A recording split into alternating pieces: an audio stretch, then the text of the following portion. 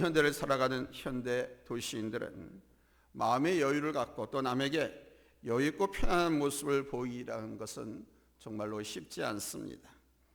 기쁨보다는 걱정이 더 많고 평안보다는 불안이 더 많은 세상 속에 살고 있습니다.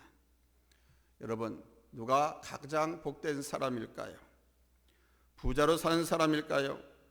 권력이 많은 사람일까요? 목표를 이룬 성공한 사람들일까요? 아닙니다. 행복을 느끼며 사는 사람이 가장 복된 사람입니다. 얼마 전 초등학교 동창들을 만나서 안부를 물었습니다. 요즘 어떻게 지내니? 그랬더니 난 요즘 너무너무 행복합니다. 친구가 목사님 나는 너무너무 행복합니다 그래. 제 친구들은 저한테도 다 존대를 합니다. 어려서부터 교회에서 신앙생활을 잘한 사람들이라서 그런지 똑같은 친구인데도 목사님 하면서 존대합니다. 참 듣기가 좀 부담스럽고 좀 부끄럽기도 합니다만은 목사님 난 너무너무 행복해요 그래. 근데 그 말을 하는 친구는 뭐 경제적으로 넉넉하게 사는 것도 아닙니다. 부부가 맞벌이를 합니다. 이 여자친구는 이마트에 가서 카운터에서 그 일을 합니다. 남편도 택시 운전을 합니다. 넉넉하게 살아가는 그런 형편이 아닙니다. 정말 하루하루 힘겹게 살아가는 도시인입니다. 그러나 이 친구 하는 말이 매사에 감사하는 마음이 생기고 마음이 그렇게 평안하다고 합니다. 예전에는 예쁜 꽃을 봐도 예쁘다는 생각이 안 들었답니다. 그런데 요즘은 그냥 잡초만 봐도 예쁘고 아름답다라는 것입니다. 그래서 지금 이 행복한 마음이 자기에게서 떠나지 않기를 기도하며 산다고 말하더라고요. 여러분, 이 행복한 마음이 어디서 오는 것일까요? 평안에서 오는 것입니다. 마음이 불안하면 행복하다는 생각이 들 수 없습니다. 자, 그렇다면 그 평안은 어디서 오는 것일까요? 우리 주님으로부터 오는 것입니다. 예수님께서 부활하신 후 11번씩이나 사람들 앞에 나타나셨습니다. 그 가운데 오늘 본문의 내용은 첫 번 부활주일 저녁 때 되어진 일로서 제자들은 유대인들이 두려워서 문을 꼭꼭 걸어 잠그고 있었습니다. 그때 호련히 문도 열어주지 않았는데, 문 여는 소리도 들리지 않았는데 제자들 앞에 예수님이 떡 나타나서 말씀하시기를 너희에게 평강이 있을지어다 그러시고, 또다시 아버지께서 나를 보낸 것 같이 나도 너희를 보내노라 이렇게 말씀하셨습니다. 그리고 숨을 내쉬면서 성령을 받으라 그러셨습니다. 왜냐하면 성령을 받지 않고는 진정한 주님의 평강을 모르기 때문입니다. 평강, 평화, 이 단어는 히브리 사람들의 그 인사말로서 샬롬, 샬롬 이렇게 통합니다. 샬롬, 샬롬. 샬롬이라고 하는 이 단어는 평강, 평안, 평화, 화평, 화목 이런 말로 표현할 수 있습니다. 그리고 평강은 아무 문제가 없는 상태를 평화라고 하는 거예요. 구체적으로 샬롬이라는 말은 두 가지로 나누어 생각할 수 있습니다. 첫째는 우리 인간이 만들 수 있고 찾아낼 수 있는 최고로 좋은 상태를 샬롬이라고 말합니다. 그래서 히브리 사람들은 인간이 만들 수 있고 찾아낼 수 있는 최고로 좋은 상태가 샬롬이라고 했으니까 이 사람들은 만난 사람 이웃에게 부모건 자식이건 형제건 샬롬, 샬롬, 샬롬. 샬롬은 평강이라고 하는 축복을 기원하는 인사말입니다. 두 번째로 샬롬이란 사람과 사람 사이의 올바른 관계를 말합니다. 다시 말하면 미움이 없고 서로가 이웃의 유익만을 추구하고 사랑과 용서와 봉사로 맺어지는 관계입니다. 그런데 우리 예수님께서 우리에게 주신 이 샬롬, 이 평화, 이것은 세 가지로 분류해 볼 수 있습니다. 첫째, 하나님과의 평강을 이루게 하시는 겁니다. 너희에게 평강이 있을지어다 하시면서 주신 주님의 이 말씀은 하나님과 나와의 평강을 이루게 하시기 위해서입니다. 원래 인간은 조상적으로부터 전가되어 내려온 죄값 때문에 하나님과 원수가 되었습니다. 그런데 예수 그리스도께서 우리를 이 하나님과 화목하게 하시려고 십자가에서 제물이 되심으로 하나님과 우리 사이의 막힌담을 헐어버리고 화평을 이루셨습니다. 우리 주님이 하나님과 죄인된 인간 사이의 화목제물로 십자가에서 돌아가셨습니다. 바울 사도는 로마서 4장 25절에서 예수는 우리가 범죄한 것 때문에 내 줌이 되고 뭐 내 줌이냐? 사람의 몸으로 이 땅에 오셨고 십자가에 죽는 것, 이것이 내 줌입니다. 또한 우리를 의롭다 하시기 위해서 살아나셨느니라.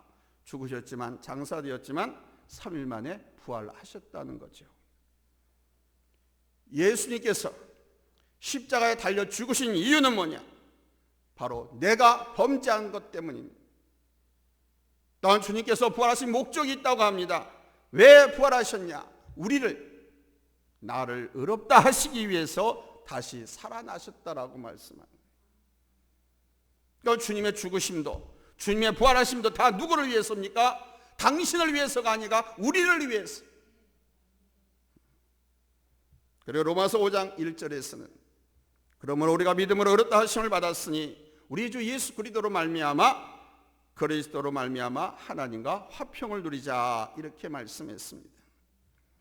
그러니까 우리 하나님과 죄인된 인간이 화평할 수 있는 방법은 예수 그리스도를 통해서만 가능한 것입니다.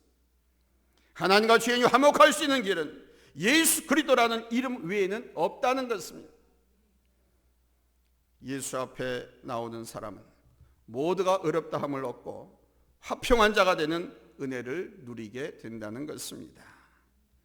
예수님의 이름으로 회개하고 돌아오면 그가 어떤 죄를 지었든지 간에 다 받아주십니다. 예수 이름으로 회개하고 돌아오면 그리스도 안에서 이루어지는 하나님과의 평강, 바로 이 평강이 넘쳐날 때 우리의 인생은, 우리의 영혼은 행복하고 복되다는 이 사실을 우리는 잊지 말아야 됩니다. 두 번째로 우리 예수님은 우리 마음에 평강을 주십니다. 첫 번째는 하나님과 우리 사이를 화목하게 하시는 평강을 주시고, 두 번째는 우리들 자신의 마음속에 평강을 주신다. 오늘 본문에는 너에게 평강이 있을지어다 라고 하는 이 축복이 두 번 기록되어 있습니다.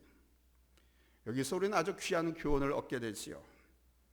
예수님께서 이런 부활하신 후 처음 제자를 찾아 하신 말씀이 무엇입니까? 너희에게 평강이 있을지어다입니다. 너 왜 나 배반하고 떠나갔어? 너 왜 나 모른다고 부인했어? 너 왜 나 모른다고 잡히면 죽을까 봐 꼭꼭 숨었어? 그러지 않으셨습니다. 부활 후 처음 나타나서 뭐라고 그랬느냐? 그 죄 많은 그 부끄러운 제자들에게 너희에게 평강이 있을지어다. 복을 빌어줬다 이거예요. 이 평강은 하나님과의 관계에서의 평강과 여러분의 인생에서의 평강 모두를 의미하는 것입니다. 영혼의 축복과 인생에서의 축복 모두를 가리키는 것입니다.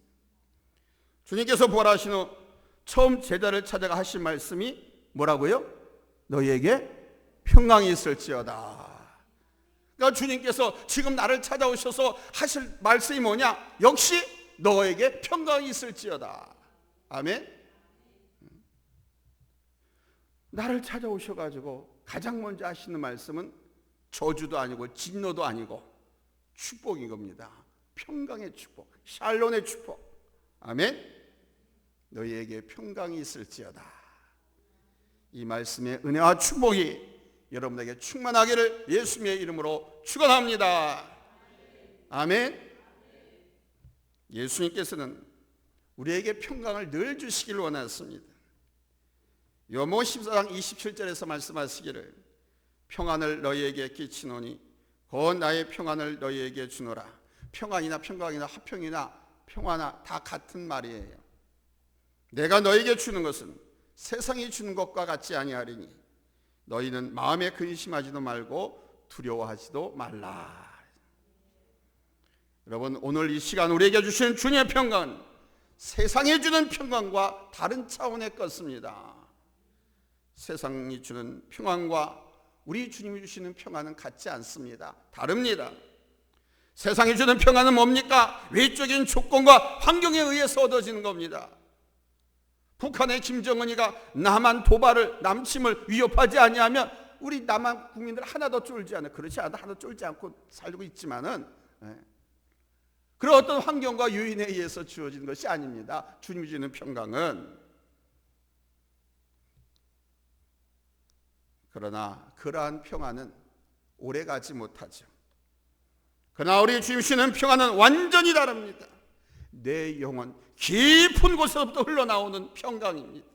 마치 샘물이 솟아오르는 것처럼 내 영혼 깊은 곳에서부터 흘러오르는 평강, 내 심령 깊은 곳에서부터 넘쳐나는 평강, 영원히 마르지 않는 평강입니다. 아멘. 그래서 이 세상이 나의 이 평강을 빼앗아갈 수가 없습니다. 주님이 주신 평강은 주님이 걷어가시기 전엔 그 어떤 것도 빼앗아갈 수 없습니다. 환난과 핍박 중 안에도 그래서 평안하고요, 기쁨이 환난과 핍박 중에서도 샘솟아 오르고요, 아파서 골골거리면서도 아이고 골골거리 아니라 감사가 나오고 찬송이 나오고 기도가 나오는 거예요. 바울과 실라는 전도하다가 옥중에 갇혀서 착고에 채워졌습니다. 그러나 그들의 심령 깊은에서부터 흘러나오는 평강 빼앗을 수가 없었습니다. 그래서 바울과 실라는 두들겨 맞고 온몸이 퉁퉁 부고 아프고 쓰리고 고달팠지만 그 감옥에서 찬송을 불러댔습니다. 옥토가 흔들리도록 진동하도록 크게 찬송을 불렀습니다. 크게 기도했습니다. 또한 그들은 감옥 밖에서 그들을 걱정하는 성도들에게도 너희는 기뻐하라, 항상 기뻐하라, 다시 말하노니 기뻐하라 이렇게 외치면서 하나님 앞에 찬송을 불렀습니다. 이게 하나님께서 주신 평강을 소유한 성도만이 누릴 수 있는 기쁨이고 능력입니다. 사랑하는 성도 여러분, 이 같은 평강이 있는 사람이 어찌 행복하지 않을 수 있겠습니까? 이 같은 평강을 누리는 사람이 어찌 복되지 않다 할 수 있겠습니까? 오늘 예배에 참석하신 여러분들은 이 평안을 마음껏 받아 누리시기를 예수님의 이름으로 축원합니다. 할렐루야. 이 평안이 충만해야 내가 해야 할 일들, 꿈들, 모든 것을 다 능히 지혜롭고 능력 있게 헤쳐나갈 수가 있습니다. 두려움과 조바심과 걱정, 염려로 가득 차 있으면, 평강을 다 빼앗겨 버리면 그 어떤 것도 하나 이룰 수가 없습니다. 혹여 무엇을 만든다 하더라도 다 불량품들만 만들어. 여러분, 주님께서 주신 이 평강 다른 사람이 주신 것이 아니고 나에게 주셨다는 것을 믿으시고 이 평강이 충만하기를 예수의 이름으로 축원합니다. 할렐루야, 할렐루야. 빌립보서 4장 6절로 7절에 보면 아무것도 염려하지 말고 다만 모든 일에 기도와 간구로 너희 구할 것을 감사함으로 하나님께 아뢰라. 그리하면 모든 지각에 뛰어난 하나님의 평강이 그리스도 예수 안에서 너희 마음과 생각을 지키시리라 그러셨습니다. 아무것도 염려하지 말라고 했습니다. 다만 모든 일에 기도와 간구로 우리의 필요한 것, 구할 것을 감사함으로 구하라고 했습니다. 주실 줄 믿고 이루어주실 줄 믿고 기도하라는 것입니다. 그러면 하나님의 평강이 그리스도 예수 안에서 너희 마음과 생각을 지켜주실 것이라고 말씀하십니다. 이렇게 우리는 하나님의 평강을 마음껏 누릴 수 있는 은혜를 이미 입었습니다. 이것을 잃어버리니까 염려하고 걱정하고 두려워하는 거예요. 이미 우리는 이 은혜를 입었는데. 아멘. 바라기는 하나님께서 우리에게 주신 이 평강, 하나님께 감사하며 찬양하는 여러분들 되시기를 다시 한번 예수님의 이름으로 축원합니다. 할렐루야. 여러분, 사도 바울을 보십시오. 그의 서신마다 디모데전서, 디모데후서, 고린도전서, 고린도후서, 데살로니가전서, 데살로니가후서, 성경 곳곳마다 사도 바울이 그 편지를 받는 성도 교회에게 말합니다. 은혜와 평강이 너희에게 있을지어다. 아멘. 축복한 겁니다. 여러분에게도 이 같은 하나님의 평강이 강물처럼 넘쳐나기를 다시 한번 예수님의 이름으로 축원합니다. 할렐루야. 세 번째로 우리 주님이 주신 평강은 내 이웃과 나와 평화를 주시는 평강입니다. 특별히 하나님이 주시는 이 평강과 평화는 모든 사람과 더불어 누리는 아주 좋은 평화입니다. 로마서 10장 18절 말씀에 할 수 있거든 너희로서는 모든 사람으로 더불어 싸워라 화목하라 그러셨습니다. 히브리서 10장 14절에는 모든 사람과 더불어 화평함과 거룩함을 따르라. 이것이 없이는 아무도 주를 보지 못하리라. 화평함과 거룩함을 모든 사람과 더불어 따르라 그럽니다. 이것이 없으면 아무도 주를 보지 못하리라. 이거 무슨 말씀인 겁니다. 내 이웃이나 교회 성도나 누구든 간에 원수 맺고 있는 사람들, 용서하지 용납하지 않은 사람이 있으면 주를 만나지 못하, 주를 보지 못한다는 거예요. 근데 우리 사실 이런 거 다 잊어버리고 내 기분대로 내 성격대로 그냥 살아버립니다. 안 돼요. 그거 다 바꿔야 됩니다. 화목해야 돼요. 화평해야 돼요. 평강해야 돼요. 주님께서 그러잖아요. 너희가 제단에다가 제물을 드리려다가 혹시 내 이웃과 불화한 것이 생각나거든. 예배나 제물 먼저 드리지 말고 옆에다 놓고 먼저 가서 그 이웃과 그 형제와 그 부모와 그 친구와 화목하고 나서 와서 예배를 드려라, 제물을 드려라. 그래야 그게 아버지께 옹당한 것이 되고 응답되고 연락된다라고 말씀. 근데 우리는 이거 잊어먹고 살지 않습니까? 이거 다 잊어먹고 삽니다. 또 하나 우리 성도들이 실수하는 게 뭐냐면 이 교회에서 받은 이 말씀 그냥 다른 교회 가면 괜찮다라고 생각하는 거예요. 옛날 요나가 생각했던 오해, 착각처럼 하나님 만드신 이 피조 세계에서든 하나님의 말씀은 모든 곳에서 다 적용되는 거예요. 어떤 사람은 그가 가는 곳마다 불화가 발생합니다. 어떤 사람은 그 시간을 써서 일만 시키면 그 회사가 망합니다. 그런 사람이 있어요. 그런데 어떤 사람은 그 사람이 가서 일만 하면 다 결실을 거둡니다. 장사도 잘 되고 사업도 잘 되고. 어떤 사람은 그 사람 때문에 지지고 싸우고 시기와 질투고 서로 막 불화했던 그 공동체가 그 사람 때문에 화평하고 즐거운 일만 생기기도 합니다. 즉 트러블맨이 있는가 하면 피스메이커가 있다는 거예요. 여러분들은 바라기는 트러블맨이 되지 마시고 피스메이커가 되시기 바랍니다. 화평케 하는 자가 되시기 바랍니다. 화평케 하는 자라야 하나님의 아들이라고 인정하신다고 하셨잖아요. 이웃과 친구와 가정, 부모, 형제, 또 나라와 나라, 민족 이 사이의 평화 저절로 이루어지는 거 아닙니다.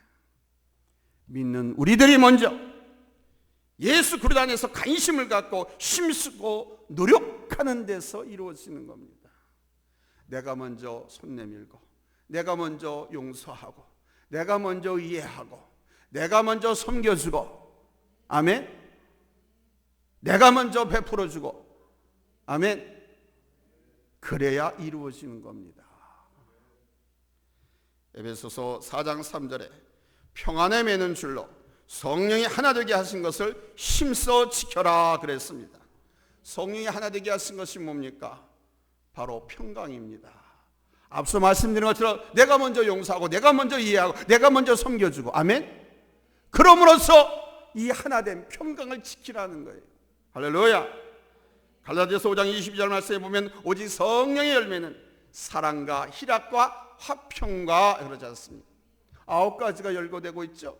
거기에 화평이 들어가 있습니다. 화평이 너무나 중요하기 때문에 우리가 화평을 힘써서 지켜야 한다는 것입니다. 성령을 받고 화평을 이루도록 노력하시기 바랍니다. 구원받은 하나님의 자녀들, 언약 백성인 우리들이 힘써 지켜야 할 것이 바로 형제 간에, 부모 간에, 자식 간에, 친구 간에, 이웃 간에, 나라와 나라, 민족과 민족 간에 여러분 화평하도록 힘을 써야 됩니다. 전쟁을 저지르거나 침략을 하거나 테러를 하거나 다른 사람을 해코지하거나 넘어뜨리거나 망하게 하려고 시도해서는 안 돼요. 그건 하나님의 자녀들이 할 짓이 아닙니다. 평강을 힘써 지키라고 하셨습니다. 화평의 열매를 맺으라고 하셨습니다. 바라기는 오늘 저녁 예배 참석한 여러분 모두가 성령 충만히 받아서 화평의 사람이 되시기를, 피스메이커들이 다 되시기를 예수님의 이름으로 축원합니다. 할렐루야. 마태복음 5장 9절에서 말씀했죠.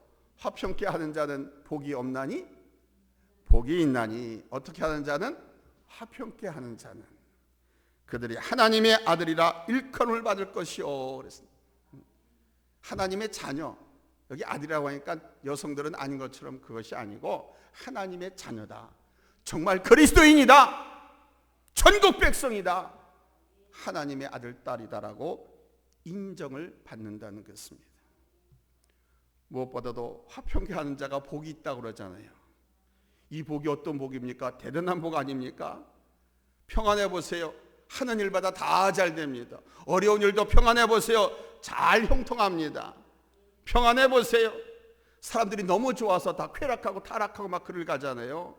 너무 좋으니까 타락하고 쾌락의 길로 가 부패하고 썩는 것이지, 찢어지게 가난하고 못 살고 힘들고 어렵고 두려운데 부패하고 타락하겠어요? 하나님께서 화평케 하면 그 사람에게 복을 주십니다. 건강의 복을 주시고 물질의 복도 주시고 평안의 복도 주시고 무엇보다 하나님의 자녀가 되는 귀한 권세를 허락하시는 줄로 믿습니다. 아멘. 우리는 주님의 죽으심과 부활하심으로 하나님과 화평한 사람이 되었습니다. 이제 이 화평의 소식을 우리 이웃에게도 전해야 되지 않겠습니까?